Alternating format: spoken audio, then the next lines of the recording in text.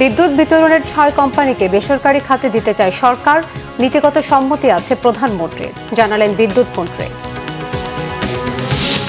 সাতক্ষীরার এমপি গাজী নজরুল ইসলামকে জামাত থেকে বহিষ্কার, শাস্তির দাবিতে নির্বাচনী এলাকায় বিক্ষোভ, কুশপুত্তলিকা দাহ। বেসরকারি হজ প্যাকেজ ঘোষণায় সর্বোচ্চ 7,91,000 ও সর্বনিম্ন 5,13,000 টাকা নির্ধারণ, অনিয়ম নিয়ে হুঁশিয়ারি হাবের। হামে আরও 6 শিশুর মৃত্যু, এ নিয়ে মোট মৃত্যু 800 ছাড়িয়েছে। 6 মাসে 42,000 রোগী শনাক্ত বাংলাদেশে, তথ্য বিশ্ব স্বাস্থ্য সংস্থার। দেখছিলেন সংবাদ শিরোনাম। দেশের 6টি বিদ্যুৎ বিতরণ কোম্পানিকে বেসরকারি খাতে ছেড়ে দিতে চায় সরকার। এ ব্যাপারে প্রধানমন্ত্রীরও নীতিগত সম্মতি আছে, এমন তথ্য জানিয়েছেন বিদ্যুৎ ও জ্বালানি মন্ত্রী ইকবাল হাসান মাহমুদ। রাজধানীতে বাংলাদেশের জ্বালানি নিরাপত্তা ও রূপান্তর বিষয়ক এক সেমিনারে তিনি এই তথ্য জানান। আলোচনায় গ্যাস বিদ্যুতের সংকটের কারণে বিনিয়োগ ও শিল্প উৎপাদন ব্যাহত হচ্ছে বলে জানান ব্যবসায়ীরা। অন্যদিকে রাজনৈতিক ঐক্যমতের ভিত্তিতে একটা নীতিমালা করার তাগিদ দিয়েছেন বিশেষজ্ঞরা। রিপোর্ট রিশান নাসরুল্লাহ। বিশ্বজুড়ে টালমাটাল জ্বালানি পণ্যের বাজার, আমদানি নির্ভরতায় সেটির নেতিবাচক ফল ভোগ করতে হচ্ছে বাংলাদেশকেও। জাতীয় দৈনিক বণিক বার্তা আয়োজিত পলিসি কনক্লেভ বাংলাদেশের জ্বালানি নিরাপত্তা ও রূপান্তর বিষয়ক আয়োজনে বিশ্লেষক ও ব্যবসায়ীরা বলেন, জ্বালানি নিরাপত্তা না থাকলে শিল্প খাতে বিনিয়োগ ও গতি আসবে না। বিদ্যুৎ জ্বালানিতে স্বচ্ছ নীতিমালার প্রয়োজনীয়তা তুলে ধরেন তারা। এনার্জি সিকিউরিটির জন্য সবচাইতে বড় 3টি সমস্যা, কিছুটা হুমকিও। এই 3টা হচ্ছে, প্রথমত দুর্নীতি, আন্তর্জাতিক বাজারের ফুয়েলের দাম কি সেটা না, কিন্তু সবচেয়ে বড় হুমকি হচ্ছে দুর্নীতি। দ্বিতীয়ত আমি বলবো অদক্ষতা, ইনএফিসিয়েন্সি, এবং তৃতীয়ত বলবো আমি নীতিগত পরিকল্পনার ঘাটতি। Source diversification is very important, কারণ আমরা দেখেছি মিডল ইস্টের বর্তমানে এই যুদ্ধের কারণে আমাদের total dependence on middle east gas, middle east LPG, middle east oil. আমাদের ইস্টার্ন রিফাইনারি বন্ধ হয়ে আছে বিকজ ক্রুড আনতে পারছি না আমরা। আমাদের একটা চিন্তা ভাবনা করে আমাদের ফুয়েল মিক্স করে একটা নীতিমালা করতে হবে, যেটা রাজনৈতিক ঐক্যমতের দরকার আছে। আমরা চাই না সরকার পরিবর্তনের সাথে সাথে এই পরিবর্তন চেঞ্জ হয়ে যেতে পারে। ইন্ডাস্ট্রিয়াল ইনভেস্টমেন্ট হলো লং টার্ম কমিটমেন্ট, তাই ইনভেস্টররা চান এনার্জি সাপ্লাই, প্রাইসিং এবং পলিসি যেন স্টেবল এবং প্রেডিক্টেবল হয়। এনার্জি সিকিউরিটি শুধু এনার্জি সেক্টরের বিষয় নয়, এটা ইনভেস্টমেন্টের বিষয়, এক্সপোর্টের বিষয়, পাবলিক হেলথের বিষয় এবং শেষ পর্যন্ত বাংলাদেশ ন্যাশনাল কম্পিটিটিভনেসের issue. What is our bulk energy? Our bulk energy is the energy mix that we need, LPG, LNG, and all those bulk energy to drive our economy. Without this, economy তো চলবে না। আমরা যারা industry চালাচ্ছি বিভিন্ন স্কেলে, সেগুলো সব বন্ধ হয়ে যাবে। এই যে বিভিন্ন প্রতিষ্ঠান, banks, financial institutions, they have invested heavily on this industry, but এটা not only the industry itself, the financial institutions, banks will be problem because they have provided fund. আলোচনায় বিদ্যুৎ ও জ্বালানি মন্ত্রী জানান, আমদানি নির্ভরতার পাশাপাশি ফ্যাসিস্ট সরকার সব সিস্টেমকে ভেঙে ফেলেছে। সংকট মোকাবেলায় সরকার কাজ করে যাচ্ছে বলেও জানান তিনি। এমন একটা পরিস্থিতির মধ্যে আমরা দায়িত্বভার গ্রহণ করেছি এবং আমরা প্রতিনিয়ত আমরা এই এনার্জি সিকিউরিটি নিয়ে কাজ করছি।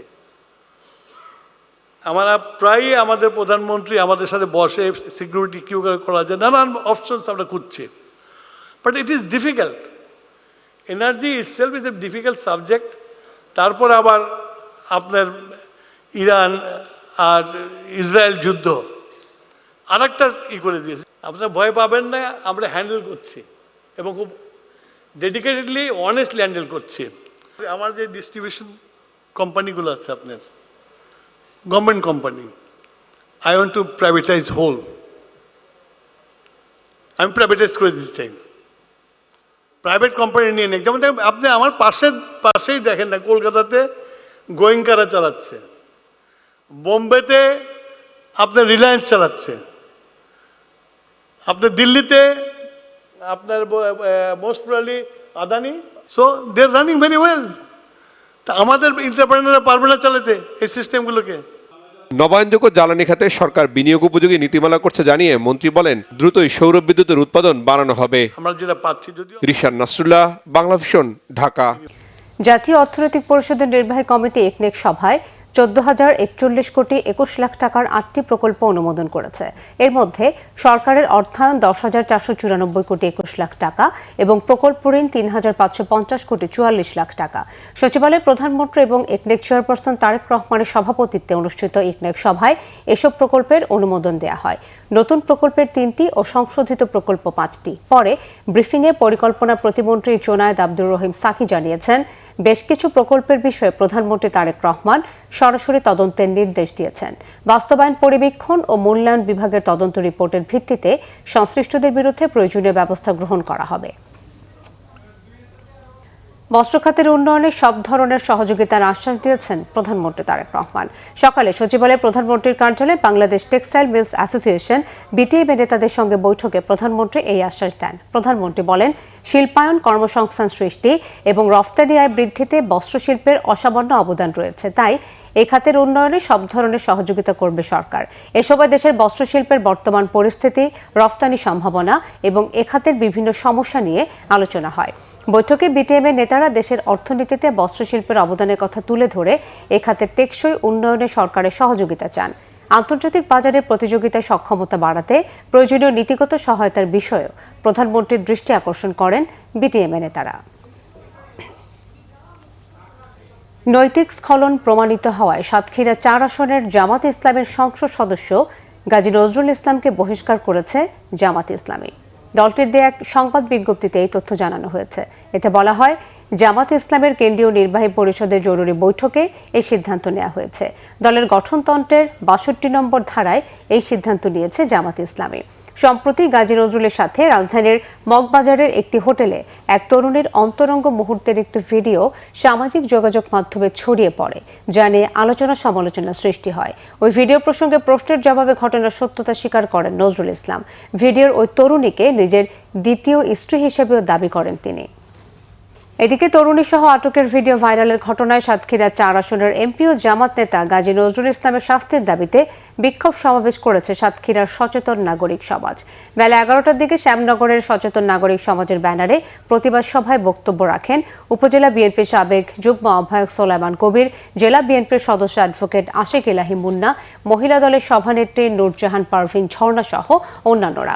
বক্তারা বলেন, ইসলামের কথা বলে জনগণের ভোটে নির্বাচিত হয়ে সেবা না করে ধর্ষণের মতো ঘৃণ্য কাজ করেছে গাজী নজরুল। অবিলম্বে তার সংসদ সদস্য পদ বাতিলের জন্য জাতীয় সংসদের স্পিকারের হস্তক্ষেপ কামনা করেন প্রতিবাদকারীরা। এছাড়াও নজরুল ইসলামকে শ্যামনগরে অবাঞ্ছিত ঘোষণা করে স্থানীয় প্রেস ক্লাবের সামনে তার কুশপুত্তলিকা দাহ করে সাধারণ মানুষ। সরকারি ঘোষণার পর এবার ঘোষণা এলো বেসরকারি ব্যবস্থাপনায় হজ প্যাকেজের। সর্বোচ্চ 7,91,000 এবং সর্বনিম্ন 5,13,554 টাকা নির্ধারণ করে 3টি হজ প্যাকেজ ঘোষণা করেছে Hajj agencies association of Bangladesh HAAB. এবার হজে প্যাকেজেই যুক্ত থাকবে কোরবানির খরচ। হজ ব্যবস্থাপনা নিয়ে কোনো এজেন্সি অনিয়ম করলে তার বিরুদ্ধে কঠোর ব্যবস্থা নেওয়ার হুঁশিয়ারি দিয়েছেন হাব নেতারা। বিস্তারিত জানাচ্ছেন মামুন আব্দুল্লাহ। গেল মে মাসের শেষের দিকে পালিত হয়েছে এবছরের পবিত্র হজ। 2027 সালের হজের এখনো বেশ খানিকটা সময় বাকি থাকলেও হজ গমনেচ্ছুরা এখন থেকেই প্রস্তুতি নিচ্ছেন। তাই তো 2 মাসের কম সময়ের ব্যবধানে মঙ্গলবার ঘোষিত হয়েছে সরকারি হজ প্যাকেজের মূল্য। সরকারি ঘোষণার একদিন পরেই ঘোষিত হলো বেসরকারি ব্যবস্থাপনায় হজের প্যাকেজ, যেখানে ঘোষণা করা হয়েছে বিশেষ, সাধারণ ও সাশ্রয়ী এই 3 ক্যাটাগরির প্যাকেজ। হজের প্রশিক্ষণ, খাবার, কোরবানি এবং বাংলাদেশ ও সৌদি আরবের যাবতীয় সেবার খরচ যার অন্তর্ভুক্ত। 1 নম্বর হজ প্যাকেজ, বিশেষ হজ প্যাকেজ 7,91,060 টাকা 22 পয়সা। আর 2 নম্বর যেটা হজ প্যাকেজ, 2 নম্বর যেটা সাধারণ, সর্বমোট মূল্য হচ্ছে 5,95,580 টাকা 28 পয়সা। এবছর কোরবানির অর্থ নোশক মাসার প্ল্যাটফর্মে পরিশোধ বাধ্যতামূলক হওয়ায় বেসরকারি মাধ্যমের প্যাকেজে কোরবানির অর্থ অন্তর্ভুক্ত করা হয়েছে। Hajj agencies association of Bangladesh HAAB বলছে, এবার পরোক্ষভাবে হজ প্যাকেজের খরচ বাড়লেও মুসল্লিদের জন্য রাখা হয়েছে বিশেষ সুযোগ সুবিধা। এজেন্সিগুলো প্রয়োজনে অতিরিক্ত আরও একটি প্যাকেজ তৈরি করতে পারবে বলে জানান হাব নেতারা। টোটাল মূল্য হিসাব করতে গেলে আপনাকে হজ প্যাকেজ মূল্য বেড়েছে, কিন্তু আগের তুলনা যদি আমরা করি এই হজ প্যাকেজের মূল্য কমেছে। হাব কর্তৃক যে প্যাকেজগুলো আমরা ঘোষণা করেছি এই প্যাকেজগুলো আমরা মনে করি অত্যন্ত সুন্দর এবং বাস্তব ভিত্তিক হয়েছে। এটি হজ যাত্রীদের জন্য সর্বোচ্চ সেবা নিশ্চিত করার জন্য আমরা এই প্যাকেজগুলো তৈরি করেছি। হজ ব্যবস্থাপনা নিয়ে অনিয়ম করলে এজেন্সিগুলোর বিরুদ্ধে কঠোর ব্যবস্থা নেওয়া হবে বলেও জানান তারা। আগে যে বিমান ভাড়াটি ছিল অন্যায্য ছিল, অনৈতিক ছিল, এই দেশের মানুষের উপর এটা লুটপাট করা হয়েছে। আমরা মনে করি এই বিষয়ে তদন্ত হওয়া দরকার। যারা এই প্রক্রিয়ার সাথে সংশ্লিষ্ট ছিল তাদের বিচারের আওতায় আনা উচিত। বেসরকারি হজ প্যাকেজে এক সৌদি রিয়াল সমান 33 টাকা 20 পয়সা নির্ধারণ করা হয়েছে। তবে সৌদি রিয়ালের রেট পরিবর্তন আসলে তা প্যাকেজ মূল্যের সাথে সমন্বয় করা হবে বলে জানানো হয়েছে। সর্বনিম্ন প্যাকেজ। মামুন আব্দুল্লাহ, বাংলা ভিশন, ঢাকা। হাম ও হাম উপসর্গে দেশে গত 24 ঘন্টায় মৃত্যু হয়েছে আরও 6 শিশুর। এ নিয়ে এই রোগে মোট মৃত্যু 800 ছাড়িয়েছে। একই সময় হাম ও হামের উপসর্গ নিয়ে হাসপাতালে ভর্তি হয়েছে 1037 শিশু। স্বাস্থ্য অধিদপ্তর জানিয়েছে, সিলেট ও খুলনা বিভাগে গত 24 ঘন্টায় হাম ও উপসর্গে মৃত্যু হয়েছে 3 শিশুর। মারা যাওয়া 2 শিশুর মধ্যে একজন হবিগঞ্জের নবীগঞ্জ এবং অন্যজন জৈন্তাপুরের বাসিন্দা। তাদের একজনের মৃত্যু হয় সিলেট এমএজে ওসমানী মেডিকেলে, অন্যজনের শহীদ শামসুদ্দিন আহমদ হাসপাতালে। স্বাস্থ্য অধিদপ্তর বলছে, চলতি বছরে সব মিলিয়ে হাম ও হামের উপসর্গে মোট 803 শিশুর মৃত্যু হয়েছে। মোট হাসপাতালে ভর্তি হয়েছে 1,03,078 জন। তাদের মধ্যে চিকিৎসা শেষে 99,294 জন হাসপাতাল থেকে ছাড়পত্র নিয়ে বাড়ি ফিরেছে। এদিকে বিশ্বে গত 6 মাসে হাম আক্রান্ত রোগীর সংখ্যা সবার উপরে বাংলাদেশ। বিশ্ব স্বাস্থ্য সংস্থার রিপোর্ট অনুযায়ী বাংলাদেশে হামে আক্রান্ত রোগীর সংখ্যা ছাড়িয়েছে 42,000। বিশ্বজুড়ে হাম ও রুবেলা সংক্রমণ পরিস্থিতি নিয়ে বিশ্ব স্বাস্থ্য সংস্থার সদর দপ্তর জেনেভায় নিয়মিত যে প্রাথমিক উপাত্ত জমা হয়, সংস্থাটির জনসংযোগ বিভাগ থেকে সেই তথ্য সংগ্রহ করে এই তথ্য পাওয়া গেছে। প্রতিবেদনে দেখা যায় 6 মাসে হাম সংক্রমণের দিক থেকে বাংলাদেশের নাম শীর্ষে। দ্বিতীয় স্থানে রয়েছে প্রতিবেশী দেশ ভারত। এ সময় দেশটিতে হামের উপসর্গের রোগী পাওয়া গেছে 26,607 জন। দেশে বছরের শুরুতে হঠাৎই শিশুদের মধ্যে হামের প্রাদুর্ভাব দেখা যায়।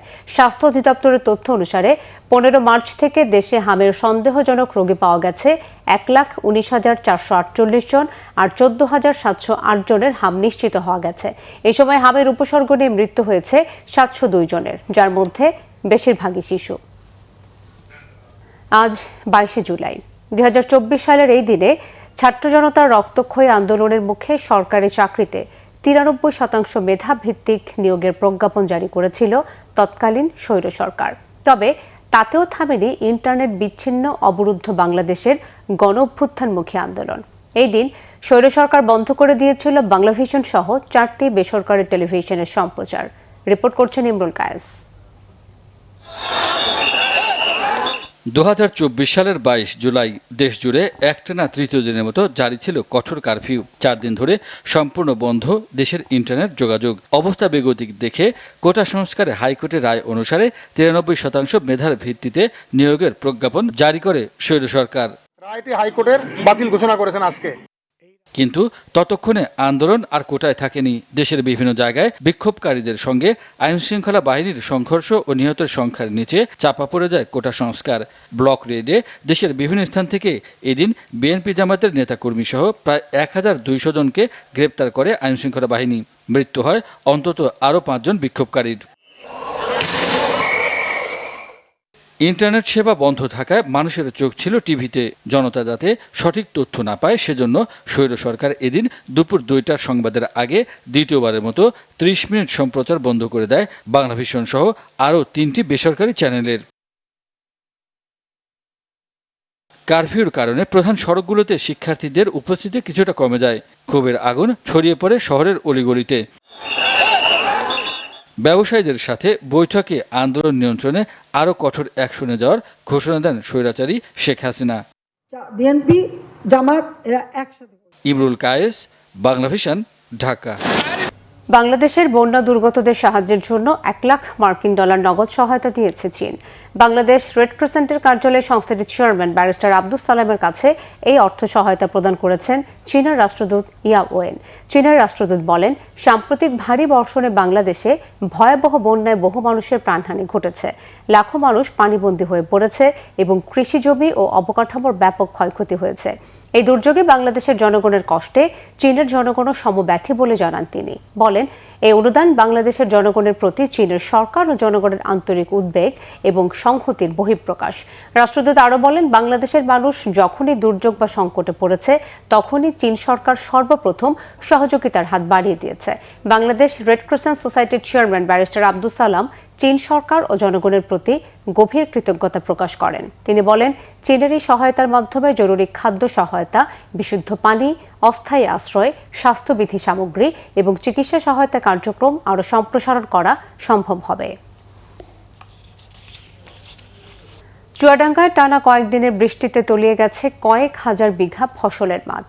পানির নিচে নিমজ্জিত রয়েছে ধান, কলা ও পাট সহ বিভিন্ন মৌসুমী ফসল। ব্যাপক লোকসানের মুখে পড়ার আশঙ্কা কৃষকদের। এই মৌসুমে চাষের খরচই উঠবে না বলেও জানান তারা। এদিকে ক্ষয়ক্ষতির পরিমাণ নিরূপণে কাজ করছে কৃষি বিভাগ। বৃষ্টি অব্যাহত থাকলে কয়েক কোটি টাকা লোকসানের আশঙ্কা সংশ্লিষ্টদের। চুয়াডাঙ্গা প্রতিনিধি সর্দার আলামিনের রিপোর্ট। এভাবেই পানির নিচে নিমজ্জিত রয়েছে চুয়াডাঙ্গার ফসলের মাঠ। টানা কয়েকদিনের মুষলধারে বৃষ্টি, আর তাতেই লণ্ডভণ্ড কয়েক হাজার বিঘা ফসল। নিমিষেই ম্লান কৃষকের স্বপ্ন। পানির নিচে তলিয়ে গেছে ধান, কলা, পেঁপে, শিম, পাট সহ মৌসুমি ফসল। সবচেয়ে বেশি ক্ষয়ক্ষতি হয়েছে ধান, কলা ও আগাম জাতের শিমের। এই মৌসুমে ফসল চাষের খরচ উঠবে না, বরং ব্যাপক লোকসানের মুখে পড়ার আশঙ্কা কৃষকের। ক্ষতি পুষিয়ে নিতে প্রণোদনার দাবি তাদের। তো এই চাষ, এই সিম যদি আমাদের নষ্ট হয়ে যায় তাহলে আমাদের ব্যাপক ক্ষতিগ্রস্ত হয়ে যাব। এর সাথে আমাদের রয়েছে কলা, যে কলার ভয়ে একটু পানি হয়ে গেছে। এই কলা গাছের এই পানির কারণে এই কলা গাছও অনেক জায়গায় নষ্ট হয়ে গেছে। একটা বিশাল একটা ক্ষতি। এই ক্ষতির যে কী দিয়ে পূর্ণ হবে তা ঠিক নেই। সার মাটিতে দাম, আমরা যে গরিব মানুষ, সরকার যাতে আমাদের পানের সহযোগিতা করে, যাতে আমাদের কিছু আমাদের পানে যাতে তাকায়, তাহলে হয়তো আমরা কিছু করতে পারবো। তাছাড়া ভাই আমাদের কিছু করার নাই। জেলা কৃষি বিভাগ জানিয়েছে, ক্ষয়ক্ষতির পরিমাণ নিরূপণে কাজ করছে কৃষি বিভাগ। জেলা অফিস এবং উপজেলা অফিস থেকে আমরা সরজমিনে মাঠ পরিদর্শনের জন্য বের হই। বের হওয়ার পরে আমরা মোটামুটি প্রাথমিক পর্যায়ে আউশ 282 হেক্টর, আমন বীজতলা 28 হেক্টর, সবজি 266 হেক্টর এবং বিভিন্ন ফল বাগান 50 হেক্টর, মোট 626 হেক্টর জমি আমরা আক্রান্ত হিসেবে পাইছি। টানা বৃষ্টিতে মোট 626 হেক্টর জমির ফসল ক্ষতিগ্রস্ত হয়েছে। এর মধ্যে আমন ধানের বীজতলা ও আউশ ধান 310 হেক্টর এবং বিভিন্ন ধরনের সবজি ও ফল বাগান 316 হেক্টর। চলতি মৌসুমে ফসলের ক্ষয়ক্ষতিতে কয়েক কোটি টাকা লোকসানের আশঙ্কা সংশ্লিষ্টদের। Bangla vision news desk. গত কয়েকদিনের বৃষ্টিতে পানিবন্দী হয়ে পড়েছে নারায়ণগঞ্জের রূপগঞ্জ উপজেলার 7 গ্রামের প্রায় 20,000 মানুষ। রাস্তা, ঘরবাড়িতে পানি ঢুকে কৃত্রিম বন্যায় রূপ নিয়েছে। এতে করে শিশু থেকে শুরু করে অর্ধশতাধিক নারী পুরুষ ঠান্ডাজনিত ও পানিবাহিত রোগে আক্রান্ত হয়ে পড়েছেন। জলাবদ্ধতায় আটকা পড়ায় স্কুল ও মাদ্রাসায় যেতে পারছেন না শিক্ষার্থীরা। পানি নিষ্কাশনের সরকারি খালগুলো ইস্টউড সিটি নামের একটি আবাসন প্রকল্প ভরাট করে ফেলায় এই পরিস্থিতি তৈরি হয়েছে বলে অভিযোগ স্থানীয়দের। খলিল শিকদারের পাঠানো তথ্য ছবিতে বিস্তারিত। রূপগঞ্জ উপজেলার কাঞ্চন পৌরসভার হাটাবো, টেকপাড়া, কালাদি, নলপাথর, নরাবো, কোষাব, আইতলা ও ডুলুরদিয়া গ্রামে প্রায় 20,000 মানুষের বসবাস। এসব গ্রামের কৃষি জমিতে পানি নিষ্কাশনের জন্য ছোট বড় মিলিয়ে প্রায় 6টি খাল রয়েছে। একসময় এসব খাল দিয়ে বৃষ্টির পানি সরে যেত, কিন্তু বেশ কয়েক বছর ধরে ইস্টউড সিটি নামের একটি আবাসন প্রকল্প পানি নিষ্কাশনের সরকারি খালগুলো ভরাট করে দখলে নিয়ে গেছে বলে অভিযোগ পাওয়া গেছে। বৃষ্টি হলেই পানি আটকে গিয়ে জলাবদ্ধতা তৈরি হয় এলাকাগুলোতে। ময়লা ও আবর্জনা যুক্ত এসব পানির কারণে পানিবাহিত রোগে আক্রান্ত হচ্ছেন শিশু, বৃদ্ধ থেকে শুরু করে সব বয়সী মানুষ। প্রতিবাদে নানা কর্মসূচিতেও উদ্ধার করা যায়নি খালগুলো। ইস্টউড সিটির অবৈধ জায়গায় বালু ফেলায় সব ভরে ফেলাইছে। এই জায়গায় আগে একটা পানির খাল ছিল, সেই খালটায় গদি ভরার কারণে পানি সব বাড়িতে উঠে পড়ে। বাচ্চা কাচ্চা আছে, তারা স্কুলে যায়, তারা এই বৃষ্টি বাদলার মধ্যে তারা স্কুলেও যাইতে পারে না, রাস্তাঘাট একবারই তলায় যায়। আমাদের এমপি সাহেব যেন দেখা অতি তাড়াতাড়ি এই ভূমিদস্যু কামাল সাহেবের পদক্ষেপ নেয় এবং এই খাল অতি দ্রুত যেন পরিষ্কার করে। কোম্পানিরা বালু ফালানো জায়গায় পানি আটকে রয়েছে, হ্যাঁ পানির জলে সমস্যা। পুরা খাল ক্লিয়ার ছিল, যে এরকম ক্লিয়ার থাকতো তাহলে এই পানিগুলো জমা হইতো না। অবৈধ যে সিটি তাদের কারণে আজকে এই জলাবদ্ধতা। এ বিষয়ে ঊর্ধ্বতন কর্তৃপক্ষের সঙ্গে আলাপ করা সহ সরকারি খাল উদ্ধার করে জলাবদ্ধতা নিরসনের ব্যবস্থা করার আশ্বাস দিলেন পৌর প্রশাসক। অপরিকল্পিত বালু ফেলার কারণে এই জলাবদ্ধতা আরও বেশি হয়েছে বলে আমরা শুনতে পেরেছি।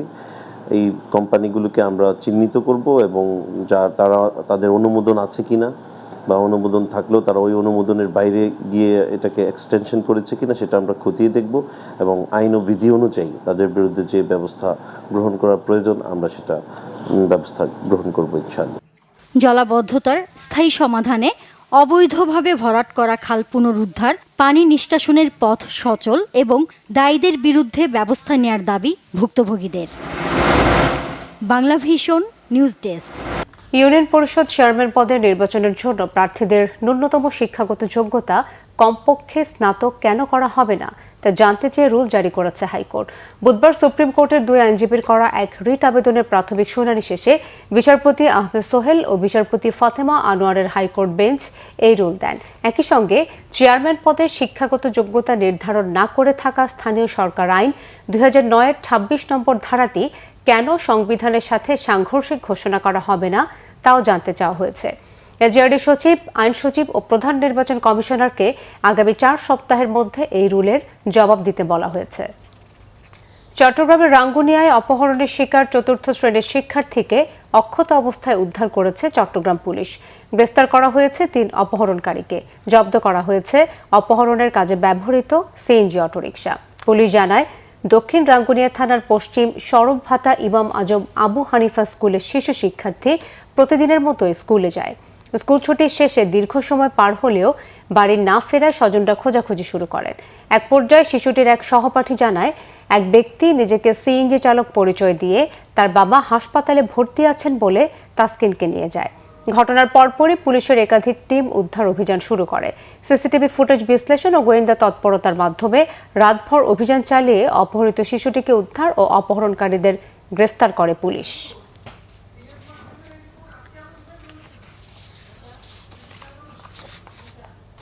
টাঙ্গাইলে আলাদা 2টি হত্যা মামলায় 2 জনকে মৃত্যুদণ্ড দিয়েছে আদালত। বুধবার দুপুরে জেলা ও দায়রা জজ এবং স্পেশাল জজ আদালতের বিচারক এই রায় দেন। দণ্ডপ্রাপ্তরা হল ভূঁইয়াপুরের নাজিরুল ইসলাম জিহাদ এবং দেলদুয়ার উপজেলার বৌনি গ্রামের সোহরাব হোসেন।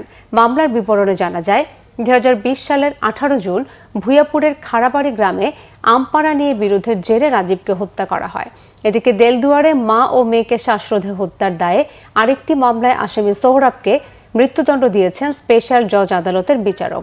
মামলার এজাহারে বলা হয়, 2021 সালের 5 মে রাতের খাবার খেয়ে একই ঘরে ঘুমিয়েছিলেন হাজেরা বেগম ও মেয়ে নাসরিন।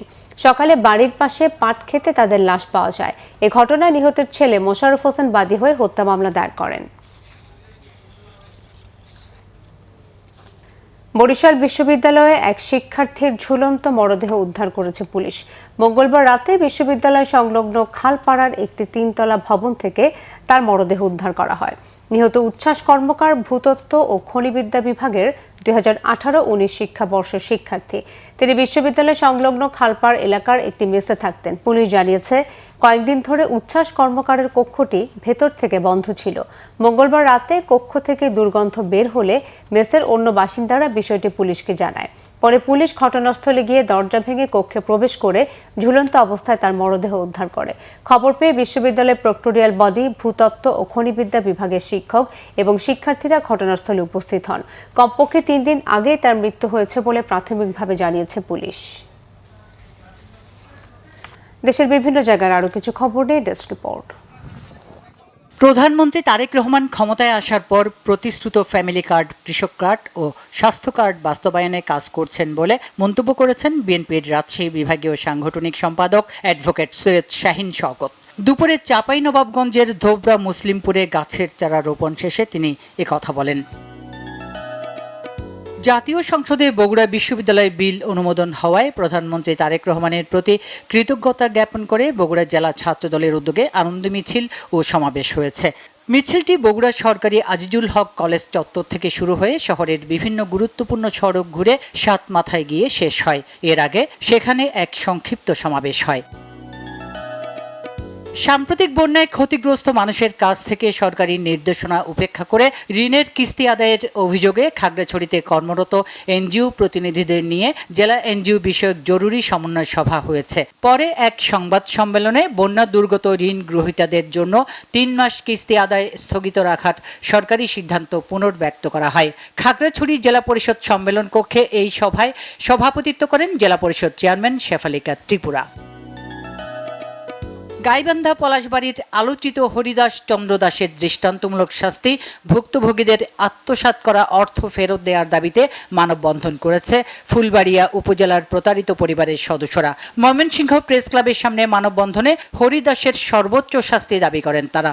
সেই সাথে ফুলবাড়িয়া উপজেলার শতাধিক প্রতারিত পরিবারের ন্যায় বিচার নিশ্চিতে প্রশাসনের প্রতি আহ্বান জানান। পাবনার হেমায়েতপুরে শ্রী শ্রী ঠাকুর অনুকূল চন্দ্রের জন্মস্থানের জমি নির্বিঘ্নে পরিচালনা নিশ্চিতকরণের দাবিতে মানববন্ধন ও স্মারকলিপি প্রদান কর্মসূচি পালন করেছে হেমায়েতপুরের স্থানীয় বাসিন্দারা। সকালে পাবনা জেলা প্রশাসকের কার্যালয়ের সামনে মানববন্ধন কর্মসূচি পালন করে তারা। পরে জেলা প্রশাসকের মাধ্যমে প্রধানমন্ত্রী বরাবর স্মারকলিপি দেওয়া হয়। সাতক্ষীরার তালায় ব্যাপক উৎসাহ উদ্দীপনার মধ্য দিয়ে নারীর অধিকার ও ক্ষমতায়নে নাগরিক সমাজ সম্মেলন 2026 অনুষ্ঠান হয়েছে।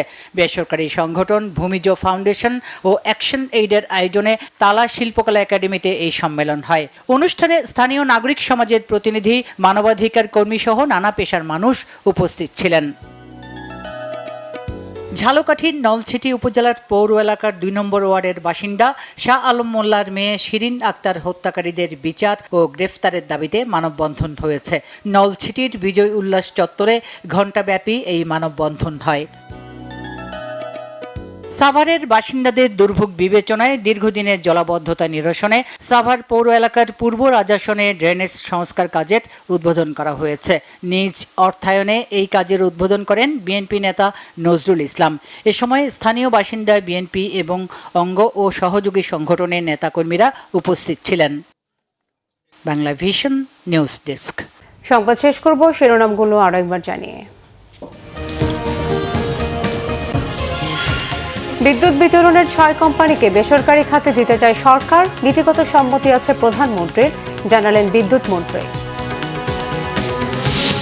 সাতক্ষীরার এমপি গাজী নজরুল ইসলামকে জামাত থেকে বহিষ্কার, শাস্তির দাবিতে নির্বাচনী এলাকায় বিক্ষোভ, পুষ্পোত্তলিকা দাহ। বেসরকারি হজ প্যাকেজ ঘোষণা, সর্বোচ্চ 7,91,000 ও সর্বনিম্ন 5,13,000 টাকা নির্ধারণ, অনিয়ম নিয়ে হুঁশিয়ারি হাবের। হামে আরো 6 শিশুর মৃত্যু, এ নিয়ে মোট মৃত্যু 800 ছাড়িয়েছে।